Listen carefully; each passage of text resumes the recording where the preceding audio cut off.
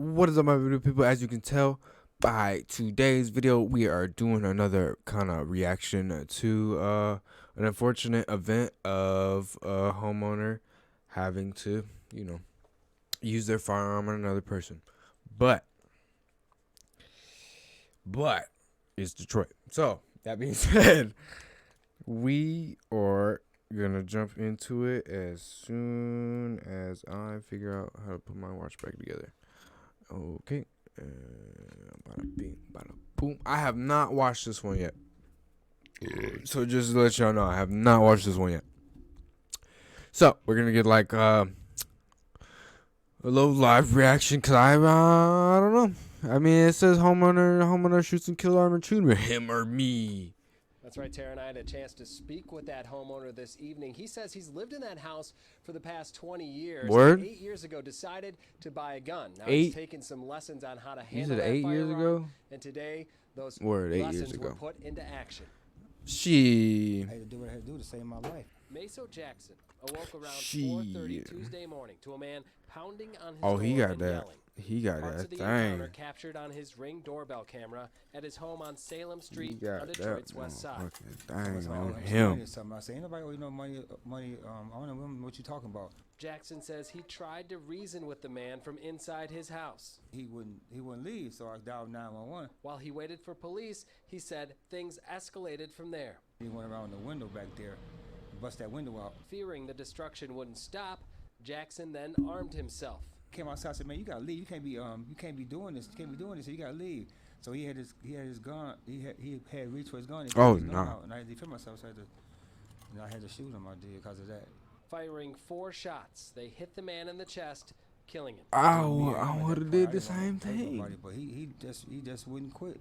When police did arrive, Jackson says he followed their orders, led away in handcuffs for questioning. See what? Why this man? I know he got a gun, and there's a shooting, and there was a man with a gun. But like, why he getting treated like the damn suspect? He owned the house. Knowing he was a lawful gun owner and also aware that police had an investigation to do.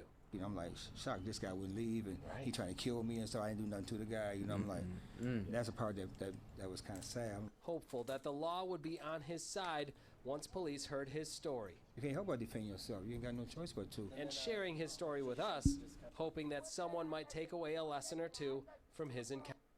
You see, he got a You revolver. gotta be on guard. You gotta be prepared. You can't just let people run you over, hurt you, and don't do nothing about it. You gotta defend yourself.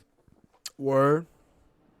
And Detroit police did confirm they did take away Jackson for questioning and kept him in custody for several hours before releasing him without any charges. But ultimately, it will be up to the prosecutor's office after they review the entire case to decide what, if any, charges may come of all this. Reporting live tonight, Dave Spencer, Fox 2 News. Well, at this point, it does sound like the Castle Doctrine is on his side. Dave, did the homeowner say whether he recognized the suspect? He didn't. He knew the suspect?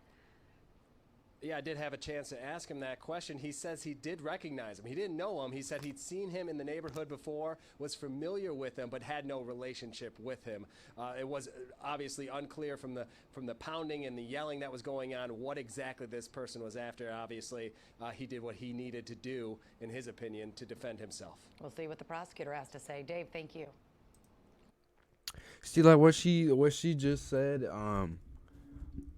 He is technically in right because he didn't go out. He let him yell, and when he was damaging his property, that's when he went out. But if he saw him on his property and went to go confront him and ended up, having to defend himself, he would probably get prosecuted because I don't want to say he initiated the threat, but he didn't retreat.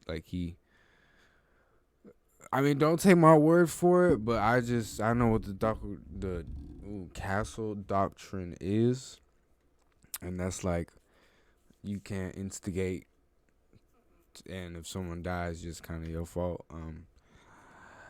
That's today's little short video. I'm gonna be pumping them out, probably 2 videos, maybe a video a day.